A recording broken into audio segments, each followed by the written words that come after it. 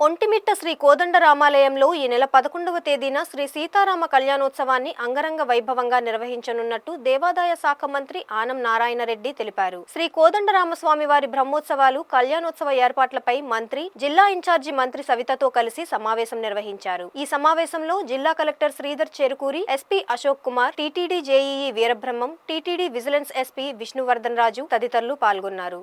ఈ సందర్భంగా మంత్రి రామనారాయణ రెడ్డి మాట్లాడుతూ సీఎం చంద్రబాబు రాయలసీమ ప్రాంతంలో ఉన్న ఒంటిమిట్టలో ప్రతి ఏటా బ్రహ్మోత్సవాలు, అలాగే శ్రీ సీతారామ కళ్యాణం ఘనంగా చేయాలని నిర్ణయించారని చెప్పారు. సీఎం ఆదేశాల మేరకు ఒంటిమిట్ట బ్రహ్మోత్సవాలను రాష్ట్ర పండుగగా నిర్వహిస్తున్నామన్నారు. శ్రీ కోదండరామస్వామి వారి బ్రహ్మోత్సవాలు, శ్రీ సీతారామ కళ్యాణం మహోత్సవాలకు సంబంధించిన ఏర్పాట్లు దాదాపు పూర్తయ్యాయన్నారు. భక్తులకు ఎలాంటి ఇబ్బందులు, అసౌకర్యం లేకుండా జిల్లా అధికారులు, టీటీడీ అధికారులు సమన్వయంతో పనిచేసి ఉత్సవాలను విజయవంతం చేయాలన్నారు. భద్రత కోసం సుమారు 150కి పైగా సీసీ కెమెరాలు, డ్రోన్ కెమెరాలతో నిఘా ఏర్పాటు చేశామన్నారు. బస్సులకు, ఇతర వాహనాలకు పార్కింగ్ ఏర్పాటు చేసినట్టు పేర్కొన్నారు. రాష్ట్రంలోని ప్రతి ఆలయంలో ఆగమ శాస్త్ర ప్రకారం పూజా కైంకర్యాలు నిర్వహించడం జరుగుతుందని మంత్రి చెప్పారు. ప్రతి ఆలయంలో ప్రతిరోజు ధూపదీప నైవేద్యాలు నిరంతరాయంగా జరిగేలా చర్యలు తీసుకున్నామని మంత్రి వివరించారు. టీటీడీ జేయూ ఈ యొక్క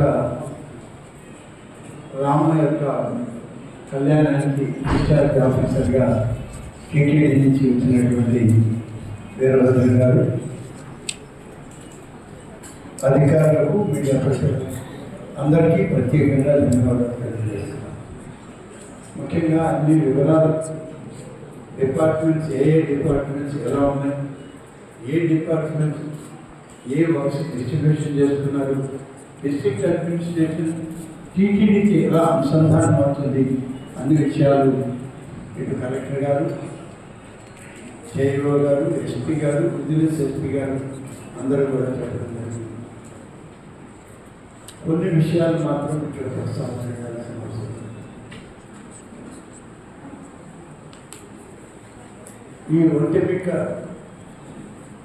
సీతారాముల కళ్యాణం కార్యక్రమం ప్రారంభమైంది 2014లో. ఈ రాష్ట్రం విభజించబడ్డ తర్వాత శ్రీరామనవమి ఎక్కడ చేయాలి అనేటువంటిది వివరణ ఆలోచన చేసినప్పుడు ఇప్పటి ముఖ్యమంత్రి శ్రీ చంద్రబాబు నాయుడు గారు నాడు 2014 విభజన తర్వాత తొలి ముఖ్యమంత్రిగా వారు తీసుకున్న నిర్ణయం రాయలసీమ ప్రాంతంలోని ఒంటిమిట్ట ఆలయంలో స్వామివారి కళ్యాణంతో ఆ ఉత్సవాలను వైభవోపేతంగా రాష్ట్ర పండుగగా జరపడానికి ఆయన నిర్ణయం చేయడం జరిగింది.